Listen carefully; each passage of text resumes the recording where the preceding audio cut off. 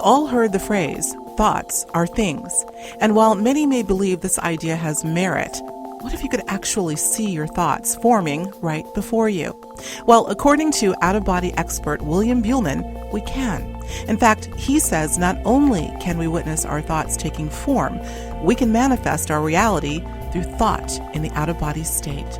The idea of utilizing self-initiated OBEs to manifest is an angle that William says he's never covered on air before. That is, until now. Listen in as he reveals another dimension to out-of-body experiences and how we can put the power of creation completely within our hands.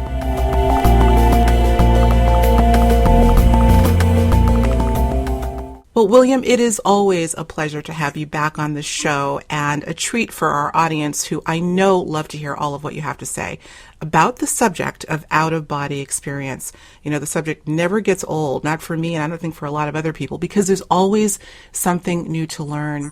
But today, you know, we're going to be covering an area in which I don't think you and I have discussed previously on the show. And I think we were just saying off air, this is about your fourth time back. This time, we're going to be talking about how self-initiated OBEs can be utilized to create reality on the physical plane. That's exciting, isn't it?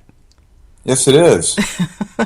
And I think for the record, this will be your inaugural talk on such a subject on the air. You had mentioned that you have brought this up. We're talking again about manifesting, intending, and bringing our manifestation, or bringing our intentions into manifestation.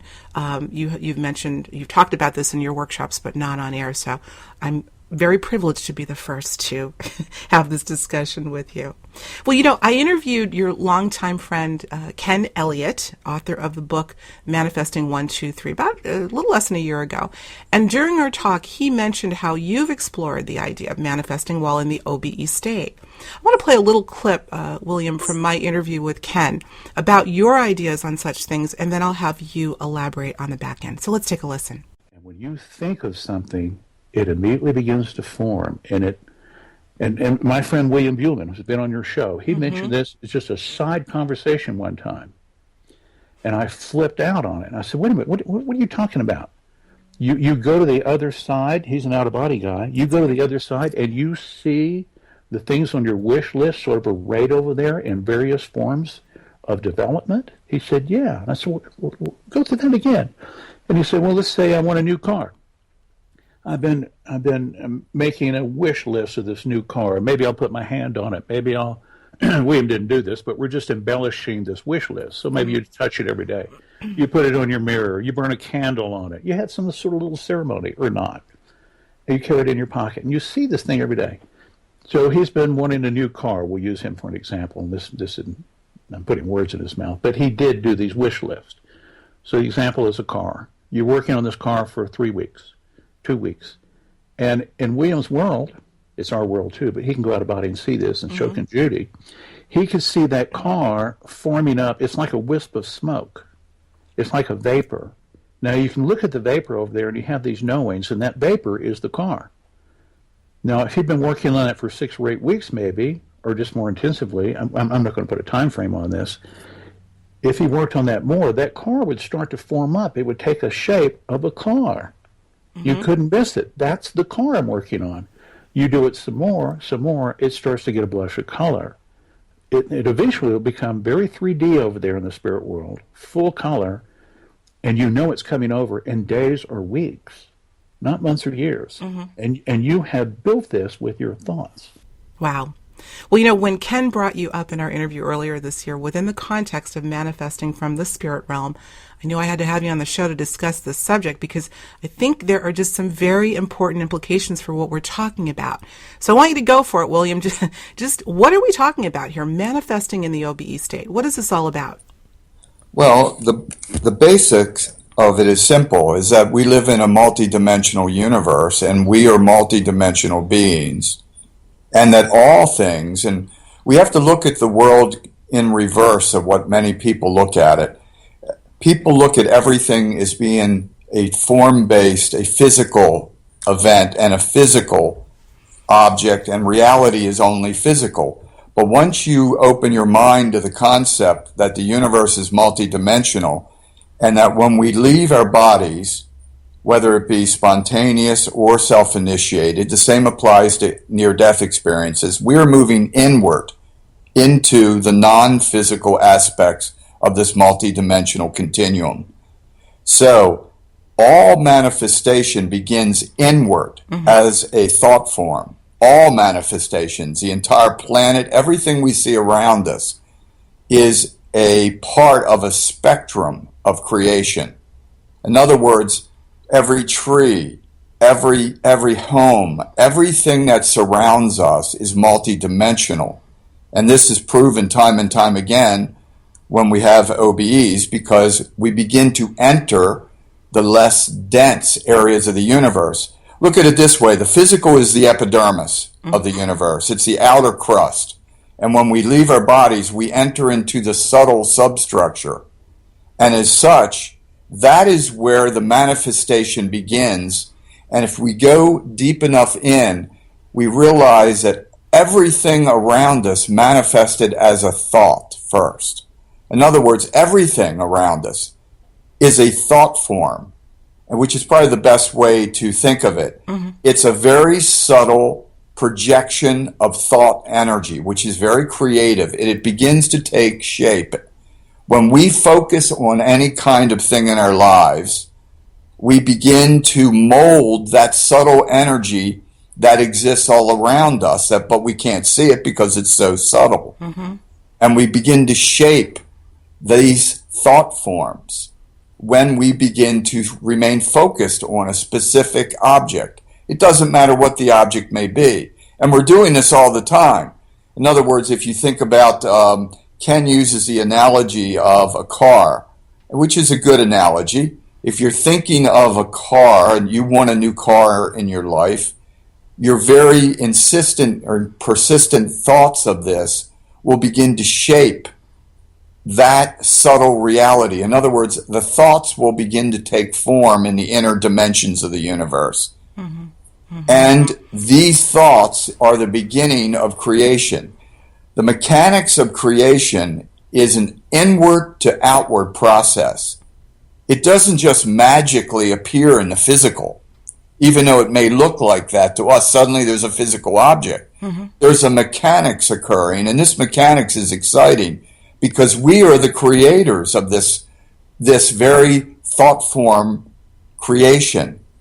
And we're doing it all the time. Look at your home. Everybody, whoever's listening, just look around your home right now. Every single object that you own, that you are surrounded by, began with a thought. Somewhere you decided, I'd like to have this. And then suddenly, sometimes it's quickly, but sometimes it could be longer, your home. Every single object, your furniture, they were all thoughts at one point. That's right. And they slowly, in many cases, became denser. Your thoughts begin to take form in the mental, let's just call it the intellectual or the mental dimension. These thoughts, our creative power, which we have to mold thoughts, begins to take form energetically. And then they begin, as we continue to maintain our focus, they begin to become more dense, three-dimensional. One of the great advantages of OBEs is that when you leave your body, you are actually entering these thought-responsive energy dimensions. And when you do this, many people actually see these thought forms. Yeah, well, that's what I want to get into. People don't understand it because they're not. Some of them are only partially formed.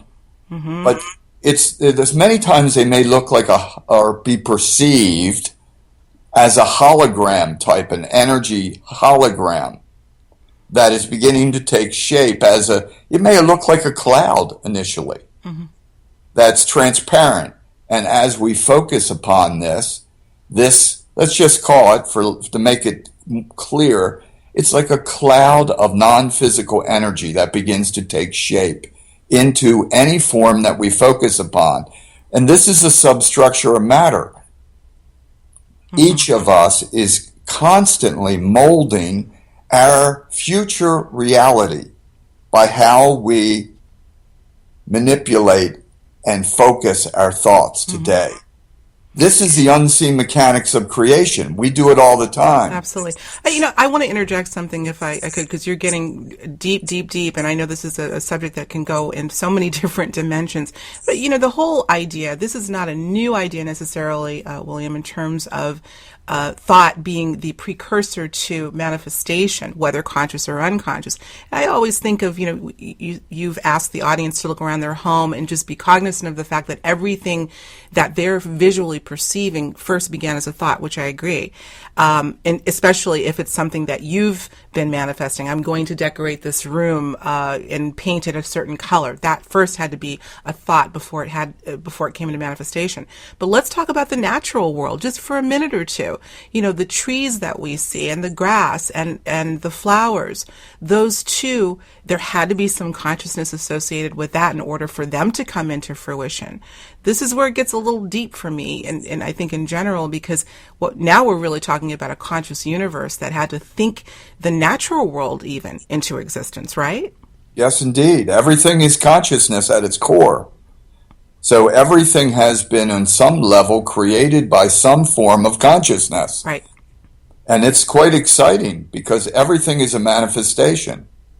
If you like, I can share a story that may clarify this. I'd love for you to go for it. In my workshops, I tell a story. It goes back, almost probably 18 years ago. I had a house in Michigan, and we bought a brand new builder's model home, and it was all builder's white with a white fireplace.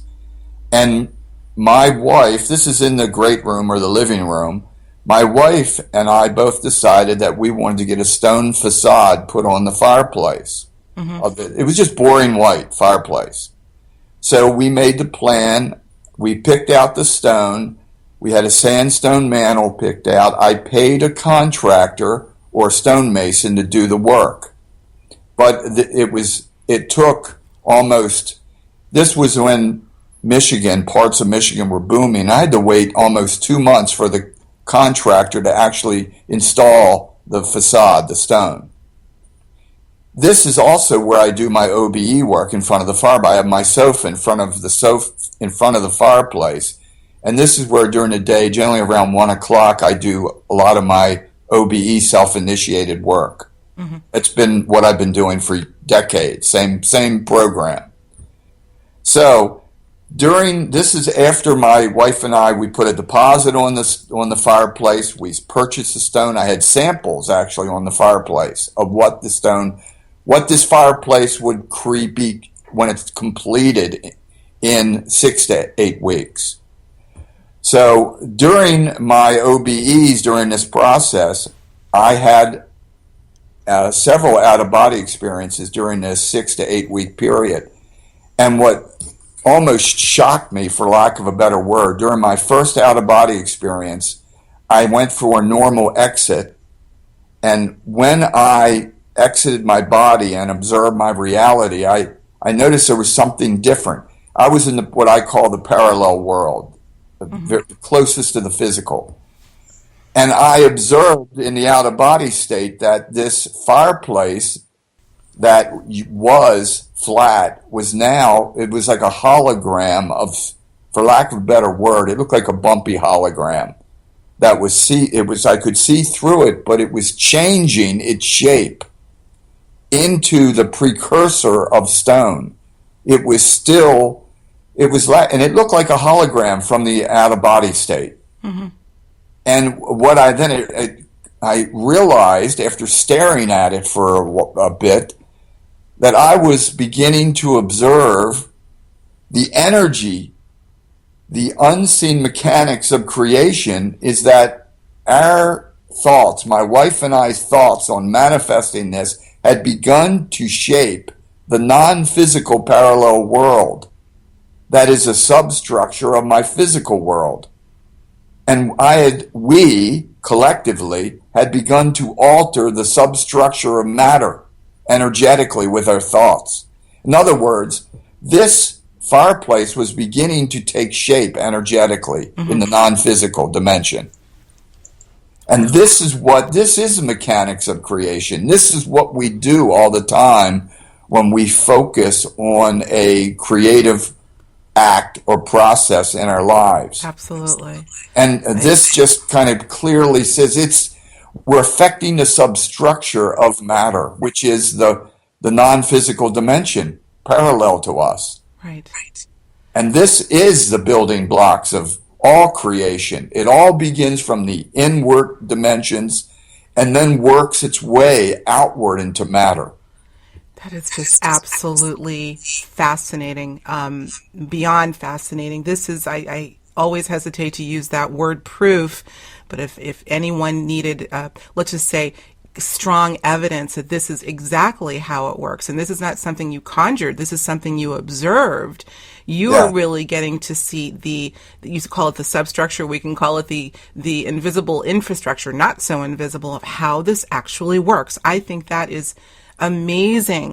And we all do this. We all do this. And so what you're saying is that if we were to actively, perhaps even in a meditative state, but in your case in a self-initiated OBE state, that's an opportunity to maybe check in to see how our desires are coming to fruition? Yes. This is also what I feel that psychics are reading around us when they begin. People say, what is a psychic actually reading? People get readings for the future. Yeah. Many psychics, I feel, are actually picking up on the thought forms that are around us, because this is in our energy field. Sure. We're carrying our future. If you're fixated on whatever it may be, that is part of your energy field. Mm-hmm. And psychics a psychic in the old days, when I was growing up, they were called sensitives. They're sensitive to energy. They're sensitive to also thought forms, which is energy. And they are picking up on this future that you are beginning to build in your own energy field. Mm-hmm. It's a matter, and this is a very important process that this is part of one of the reasons we're in a physical body. We're learning how to be consciously powerful and effective creators of our reality. Absolutely. And when we begin to recognize that we are the creative force, and this is part of the training that we're going through, very few people are aware of it, though. They think their world is ruled by luck and a coincidence. Mm-hmm.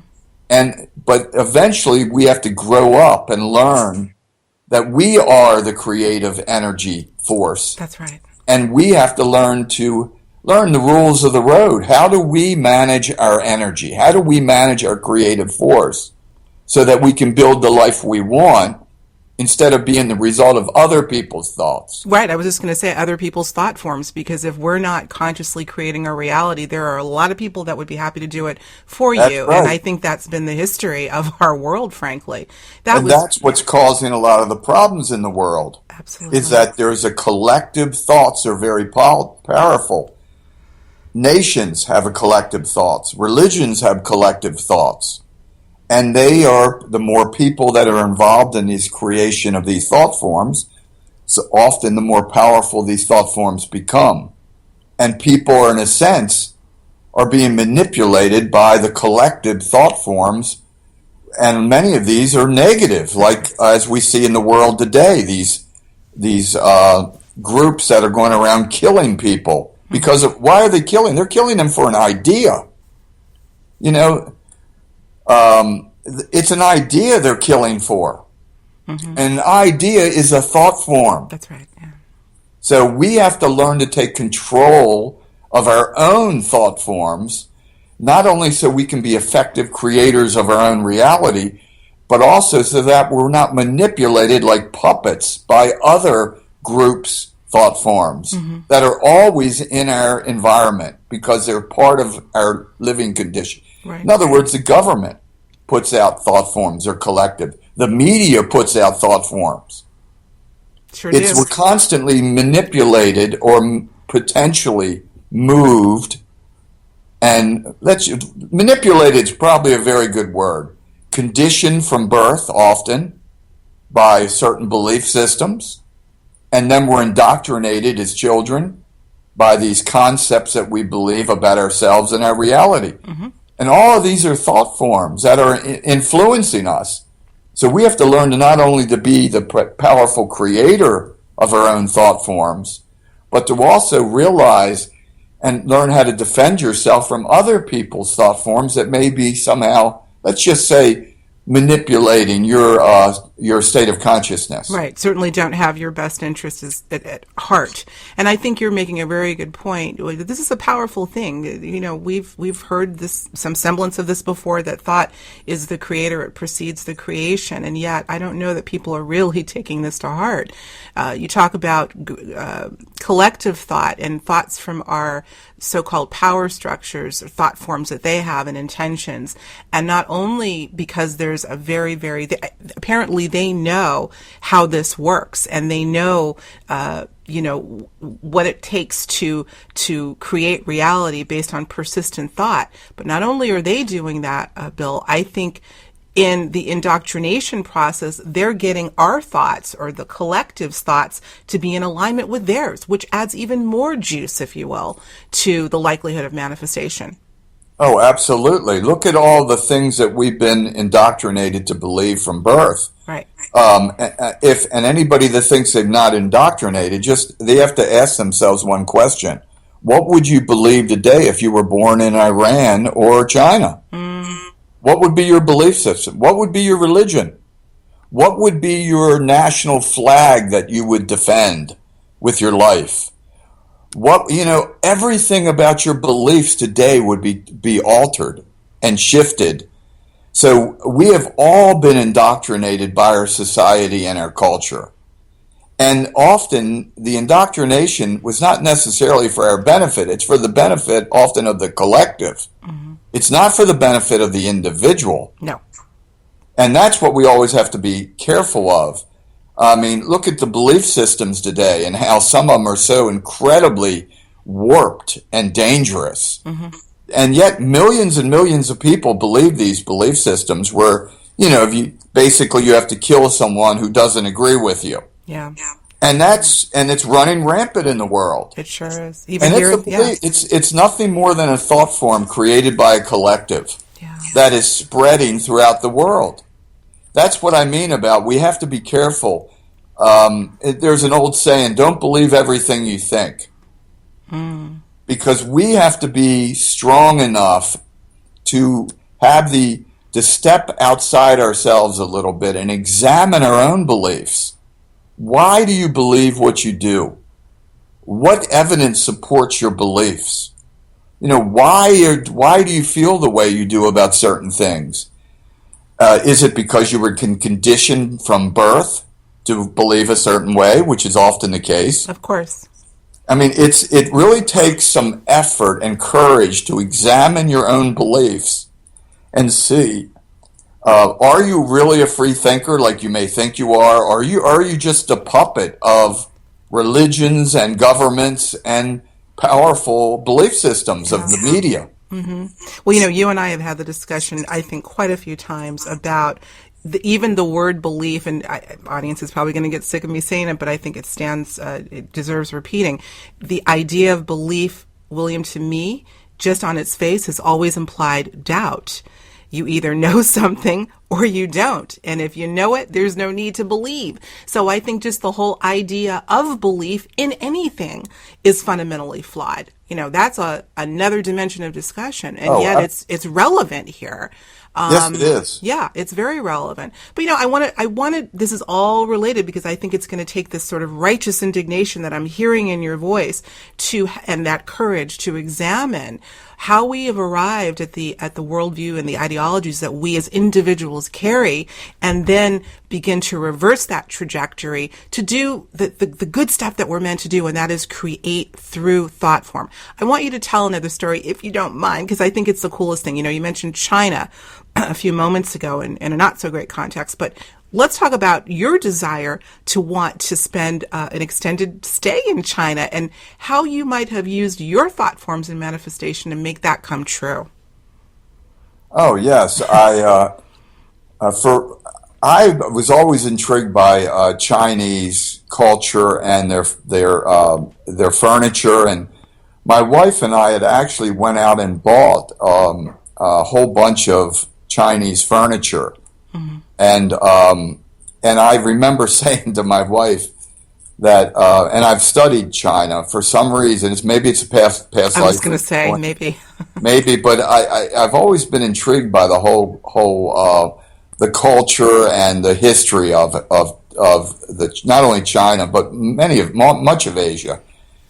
So here we are. We went out and we bought this beautiful Chinese cabinet and table and a bunch of other furniture. And lo and behold, while we're having these discussions, my wife is suddenly, and this is how, then we're talking about a thought form building. By this act, by my interest in China and buying furniture and manifesting furniture and bringing it into the house, lo and behold, within a week, my wife was actually offered a position she was working at General Motors, and she was offered a position in Shanghai, China, for a 3-year assignment. oh my goodness. So, and this is within, I swear it was a week. Even my wife was saying, she said, "Are you kidding me?" So immediately she called me and says, I was just offered a 3-year assignment in Shanghai. She said, "Do you want to do it?" And I said, "Absolutely." My goodness. Yeah, let's go. So we did. She took the 3-year assignment. We ended up staying for 4. We liked it so much. And we lived in Shanghai for 4 years. But this was because of the thought form that was created. Yeah. That was part of the process of this. There's no coincidence. No. It's all about energy. The universe is all about the manifestation, and let's just call it the molding of energy, and then how it manifests in our lives, and how open we are. And this is another thing. You have to be open to change, open to different things. Many people want to manifest things in their lives, but they're afraid of change. And a big part of manifestation is about opening your state of consciousness to be almost unlimited change.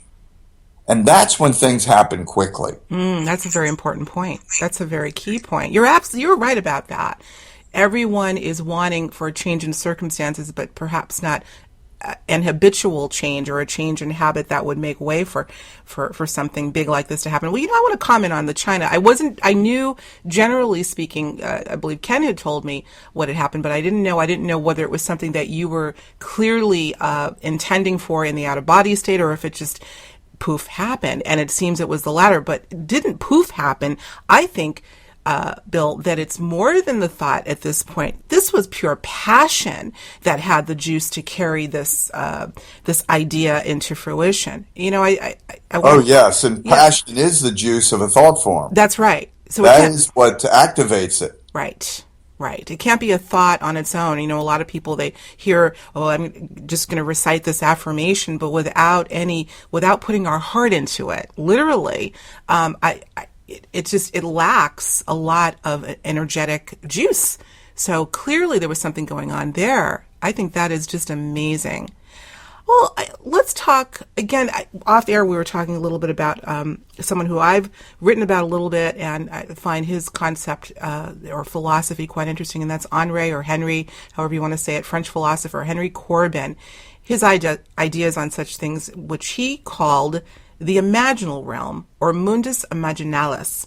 It's literally, as he described it, a dimension of existence in which our minds have the power to create a scenario and bring it down into the physical plane as an actual manifestation. I think this is what we're talking about, right? Just different words to describe this less denser and very potent dimension of space. Yes, I think it is.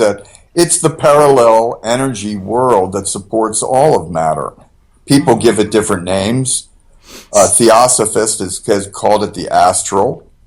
There's been many different names. Yogis have their own term for it, and but it's all the same thing. It's a parallel energy world that exists. It's not separated from us. It's here. It's now. All dimensions exist here and now. They're just vibrating at a less dense level, but everything is here. And that's one thing I think it's important to get across. A lot of people think of this concept of heaven as being some imaginary realm separated from us, and the non-physical realms are somewhere up or wherever. And nothing could be further from the truth. We are multidimensional. We are existing in all dimensions currently, and all dimensions are inside of us. They're all here. They're as close as our heartbeat. Mm-hmm. They're just, it's like levels of density. It's probably a clear way to put it. Right. Each inner dimension becomes progressively less dense and more thought responsive. And that's what's interesting, more thought responsive, because that is why our thoughts can mold these thought forms very, very easily and quickly, because they're no longer dense. And as we move inward within ourselves, which is into the universe, each universe or each dimension that we enter becomes even less dense and more thought responsive. Mm-hmm. So our body is like the end result of a chain of events. And so is the creative process, because mm-hmm. we're a microcosm of the universe. Right. And so as I keep thinking of when you're asking people to look around their room and look at the denseness of the furniture. Same thing. It's, our bodies, the TV, it's the end result of something that started out in a less dense, I use the word space, but it really is a lack of space, frankly. Yeah, it's all here and now. Yeah, there's no separation, and I think that's an important point to emphasize. No question. And when you're talking about that psychic or that medium, well, more accurately, sensitive, I think is the word that you used, that are able to read, and I agree with you, that are able to read or pick up on certain subtle energetic thought forms around a person. You're talking about these lesser dense areas being not simultaneous, but concurrent with the dense areas. Our own aura, we're carrying that with us in our own aura. So those dense pockets, if you will, are all around us at the same time. Oh, absolutely. Yeah. Everything, our future is, we are right now at this very moment, all of us mm-hmm. are creating and molding our future energetically mm-hmm. with the very thoughts that we focus on. Right. And we are, in many cases, negating certain aspects of it by the negative energy that we throw out. That's right. I mean, it isn't, and then the other aspect of it is being open to these changes that are occurring. So it's a continuum of creation that's always in process. It's quite amazing. I feel strongly that's one of the reasons that we're in a body. We have to learn through trial and error to become masters of our own creative process. And I've used an analogy many times in the past. Everybody talks about heaven and this concept of heaven and what it would be like. Well, let's imagine if heaven was a reality that is instantly thought responsive. Mm-hmm. You have to ask yourself, and I ask your listeners to ask yourself one question, and that is, who would you want standing next to you in a perfect, instant thought responsive universe? Who would you trust to have next to you? Who would you want next to you has a mature, perfect control over their thoughts, where they only are projecting positive, where they're, in other words, it gets to be a little scary. Right. Because how many people do you know are that enlightened? And this is one of the reasons I feel we're in a body. We're like, in a way, it's like it's a training ground. It is a training ground for people to learn how to, not only to become disciplined enough that to control their own manifestation process. And where do you put thought people, let's call them just non-physical people, who are undisciplined in their creative thought process. You put them in a slowed down molecular environment where they can do no harm, which is, of course, where we are right now. So it's like the playpen of the universe. For those that have not controlled, have not learned how to develop and control their thought creations. You put them in a place where it's not only slowed down, but it's so dense that you have to really focus and really have a strong intention to create. And that is what I feel is part of the training ground is. It's a slowed down molecular training ground for developing consciousness. Just to be able to speed it back up again. Where we can, once we become masters and prove that we're masters of our own creative process and will do no harm, only then are we really evolved enough and can graduate into the higher dimensional realities where we can coexist in an instant thought responsive universe.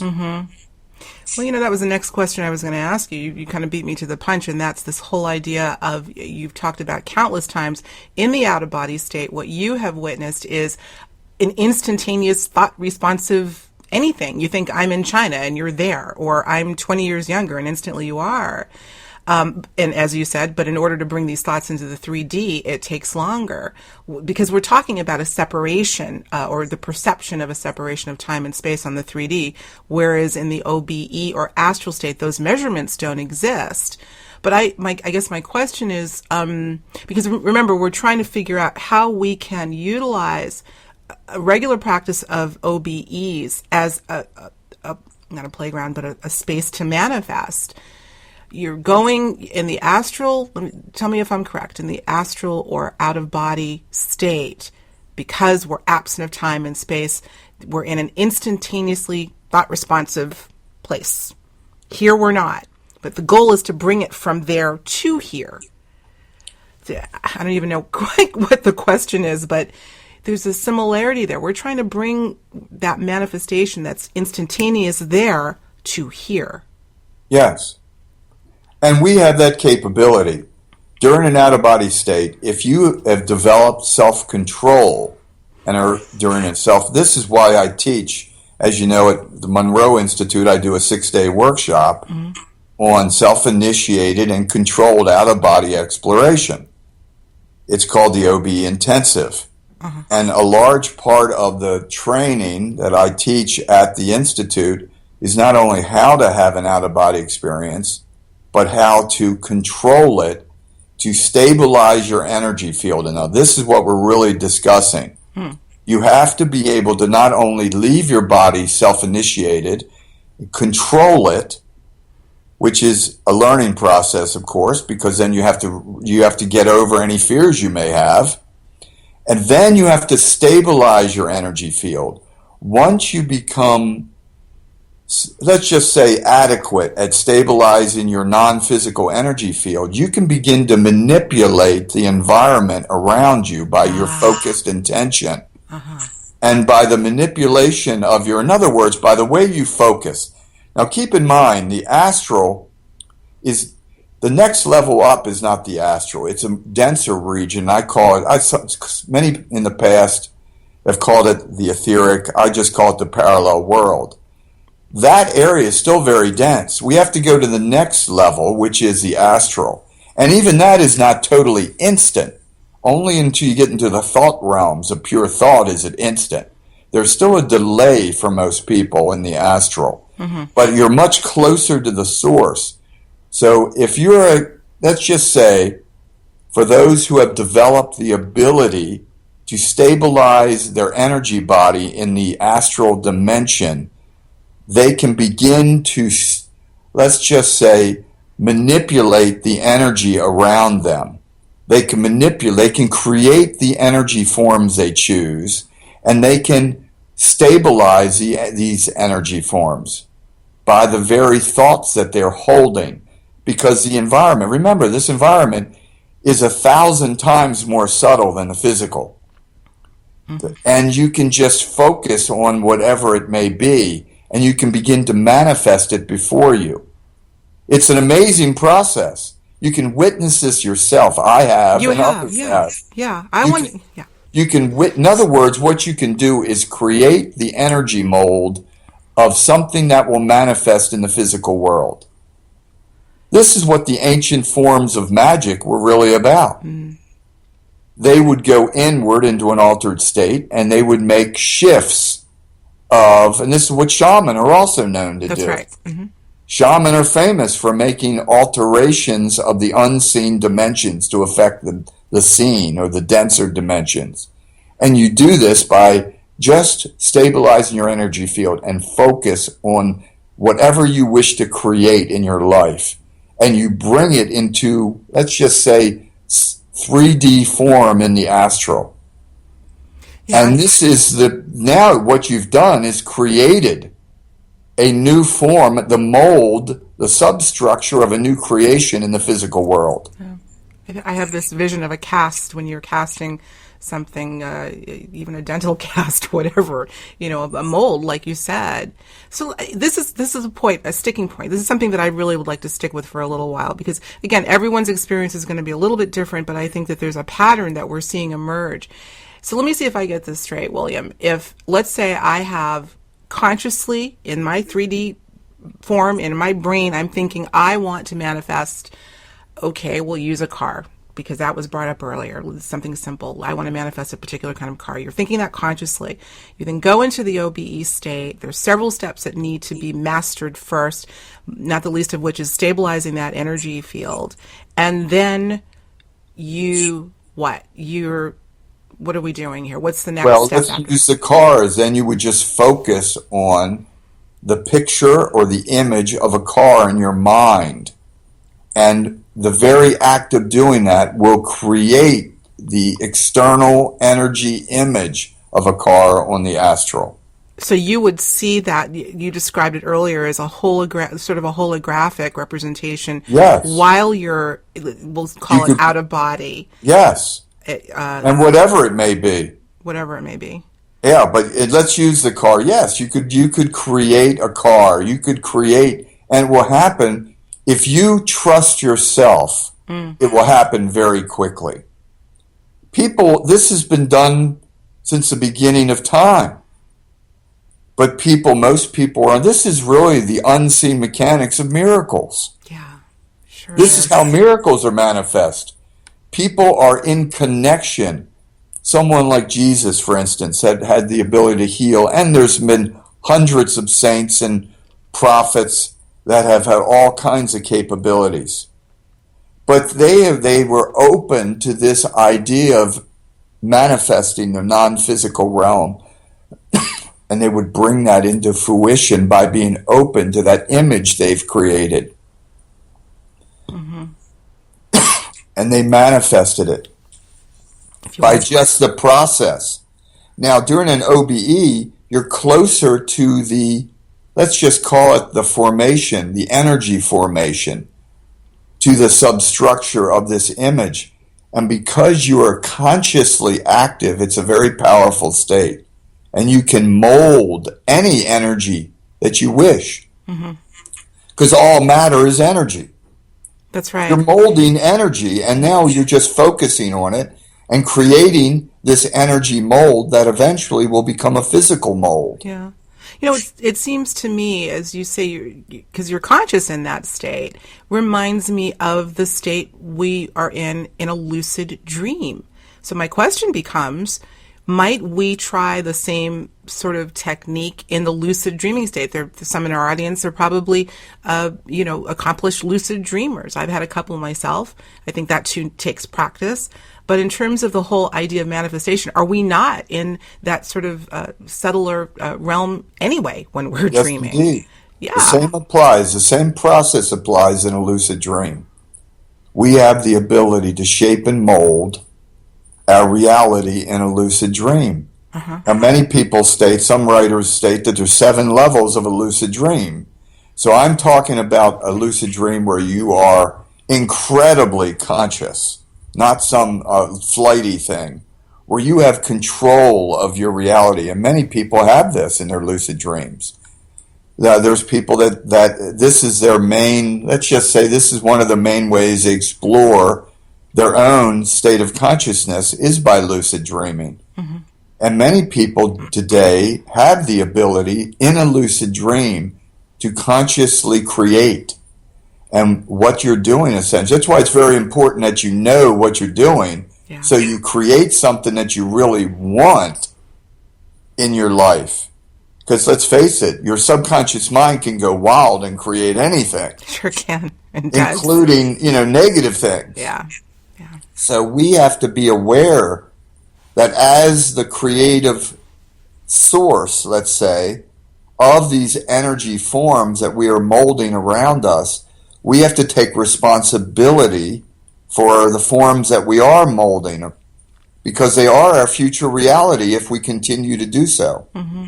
And yet I think there's still this sort of malleability or pliability to these because they're not in the densest form yet. So again, the question becomes, which is a hotly debated issue, is the future set in stone? I tend to think not. However, I think the more momentum we put behind a given future, the more likely it can manifest. But it can also be altered based on, sort of putting a different thought form out there and being equally as persistent with that, right? So it's constantly in a state of flux, it seems. Absolutely. It's a very malleable state. Yeah. And but we all, the main thing to remember is that we are the central player. We are the core. Everybody looks outside of themselves, or many people looks outside themselves for, let's just say, assistance. And we're looking in the wrong direction when we do this. It's like looking outside yourself the current term is to be saved. The Buddha said it best. No one, we must save ourselves. No one can, no one may, is a quote that he made 12 centuries ago. Mm-hmm. And, it's very true. I mean, we have to first fully take responsibility for all the creative processes that are under our control, our thoughts, our emotions, the passion that we have for different, which is energy. Yeah. We have to be open and very open to the fact that we are not only responsible for every thought and every emotion, and we are constantly spewing these out into the universe around us. Constantly. And that's why it's important that we take total responsibility and don't look outside yourself and point when many people today are always pointing their finger out at someone did it to them. That's right. The government, the church, their parents, whatever. This is the most negative of thought forms you can possibly create because you completely disempower yourself when you do this. And you negate your ability to create your own reality. I want you to stop right there and take a sip of water because you're so passionate. Take a little pause for a minute. And as William is taking a sip of water, I want to just, hopefully everyone who's listening is really taking these things to heart and really taking the time to examine our thought forms, whether positive or not so positive. And in the absence of taking control of our thoughts, all that seeks to think for us, which is probably one of the major reasons why we're going through all the strife that we are. And I say we, I can't speak for everyone, and I have some ideologies that fortunately don't mesh with that, but we all need to take the time. Because I think we're really being pushed right now to do that. I've had this conversation with several people on this show about the ugliness being so heavy and dense right now. On one level, we may think of it as as an enemy and the evildoers, and on the other hand, it may be the universe's very, very very strict way of pushing us to the point where we can't take it anymore and start to really ignite our creative power. So all of what William is saying has merit. And I think if we are able to take the lenses of belief off, even suspend them for a little while, we too will say, I think he's onto something. And I think it's worth our time to spend a few moments on a regular basis in silence and contemplate these things, so we can take that next step. All right, you're back with us? Yes, I am. Okay. All right. One of the big questions I think we all have to ask ourselves is, what do we believe and why? That's right. What supports our beliefs?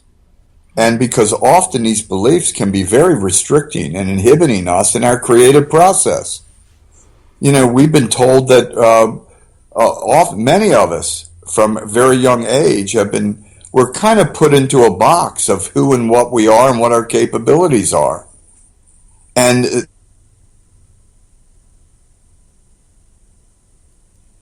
did I lose you?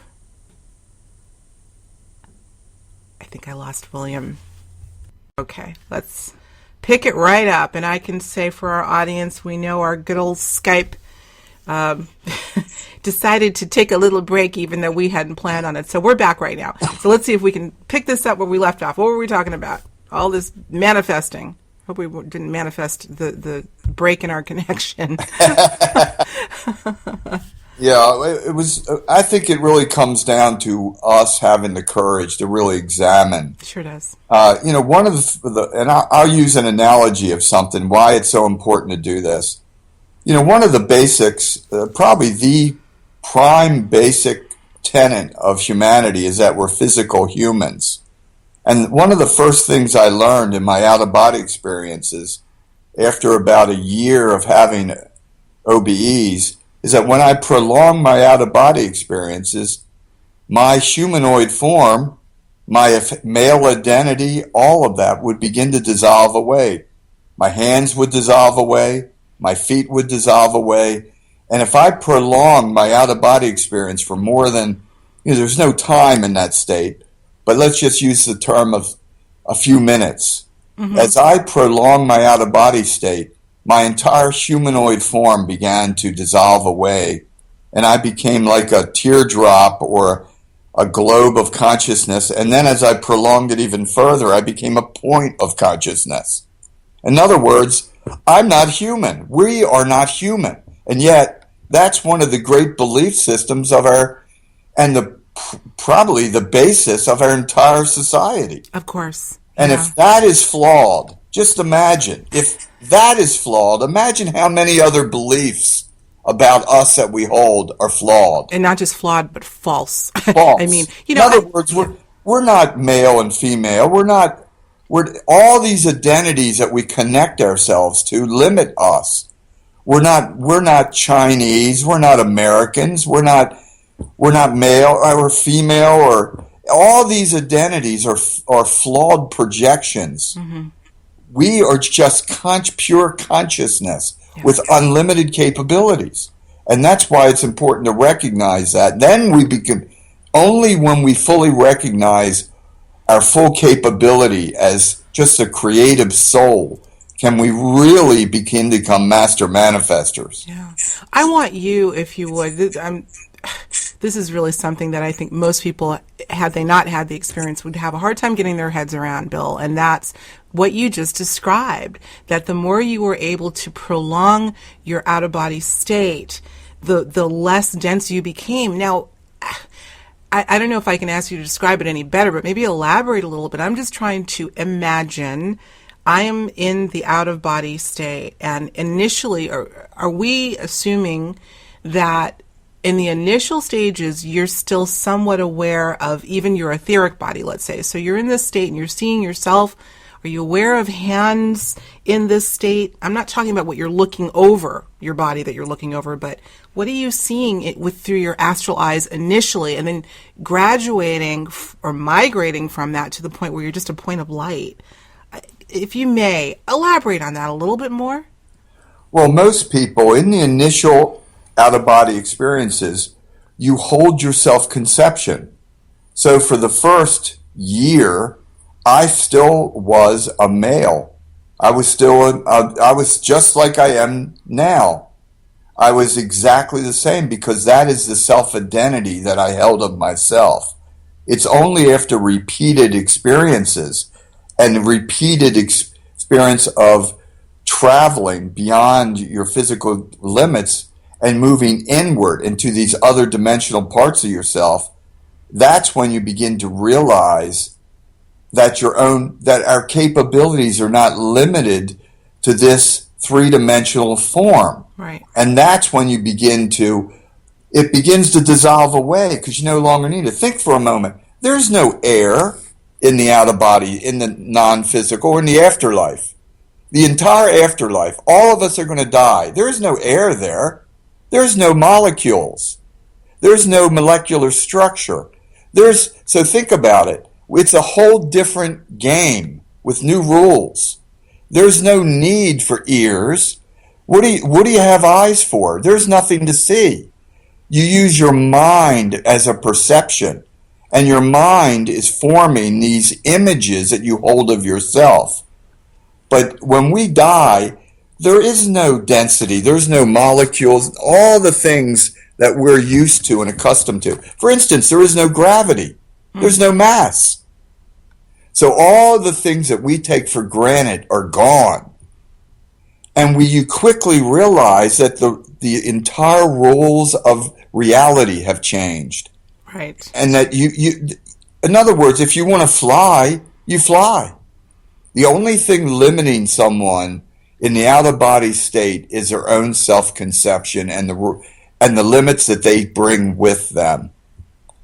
And this is what limits many people at the beginning, because they still believe that for instance, if you believe that you're a three-dimensional human female, you will continue to exhibit that form and all the limits of that form. Absolutely. And I think that is something, a whole nother discussion, but those who have passed that, it's said they get stuck, perhaps that is those are the conditions by which they get stuck, is because they're holding on so heavily to the three-dimensional familiarity that they're inhibiting themselves from moving through those levels and continuing to look at themselves from a physical perspective.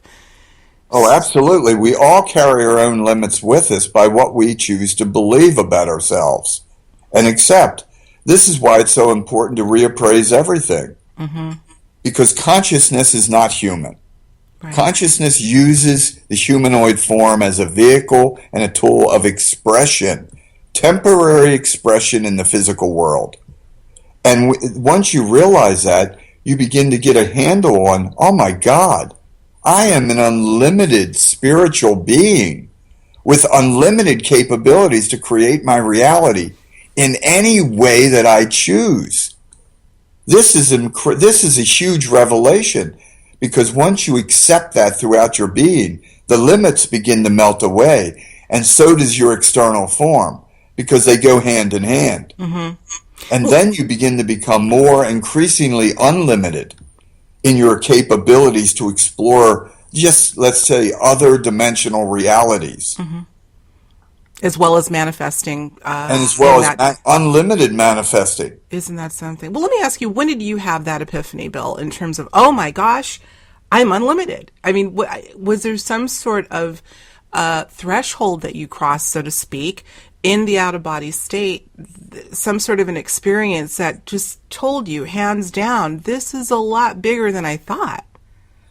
Oh, absolutely. There was I've had quite a few different events that were quite shocking to my sense of reality. Because for the first year, I was just like anyone else. I was walking around the etheric level in my non-physical body. Uh-huh. Acting just like I would as a physical person. And then one day, spontaneously, I forget exactly what year this happened, but it was in the early 70s. I had a spontaneous, what I call a shocking experience, where I suddenly found myself, and it felt like, it's difficult to convey this, but I found like right out of the gate, when I began to have my OBE, I found myself, and my mind interpreted this as I was shooting up through layers of color. Now, of course, now I know better. I was moving inward. It was my mind's interpretation of a huge shift of consciousness. And it was scary. It was frightening, because you feel like you're losing your everything, all your concepts of reality. But my state of consciousness was shooting up through layers of color, and to make, for lack of a better word, because it's beyond the ideas of thought and form, but I found myself floating in what what my mind perceived as a sea of pure white light and consciousness and knowledge and just pure love. And that's when it hit me. I was no longer humanoid. I was no longer Bill or Buhlman. I was something else. But I still maintained the essence of me, but I had no form.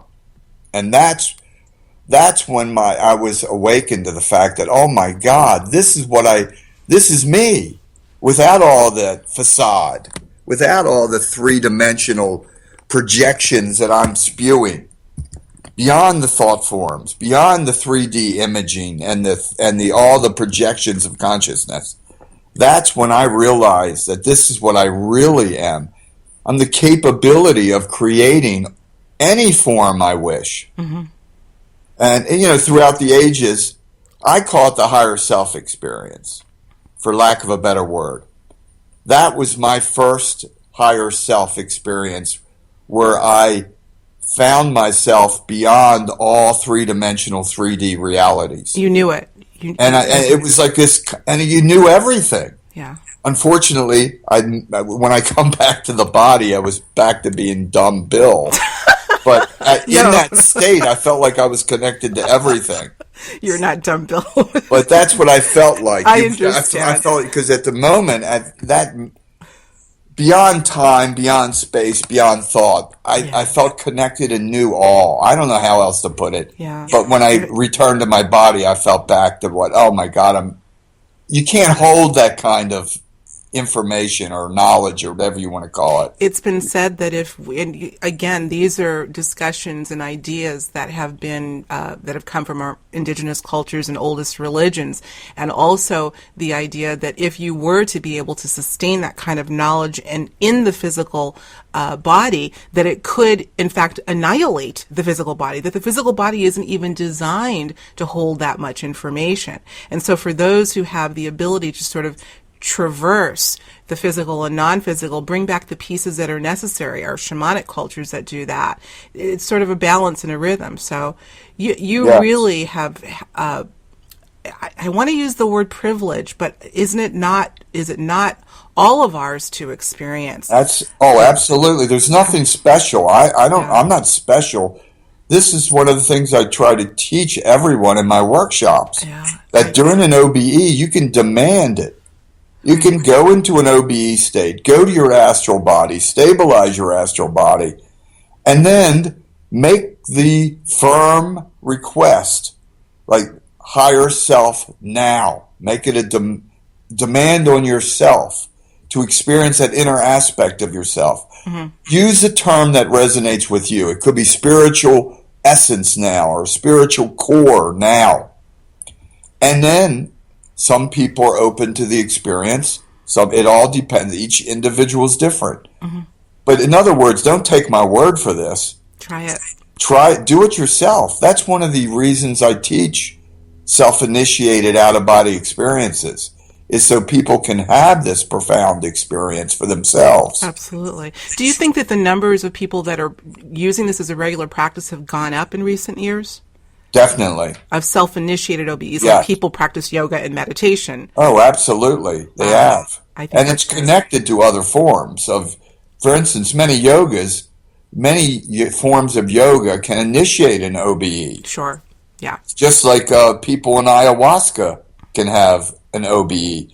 This is a natural experience. It's not, the term out of body is a misnomer. It's really it's an experience of your true self, right, beyond the body. You transcend the body, yes, but it doesn't mean you necessarily have to leave the body. Mm-hmm.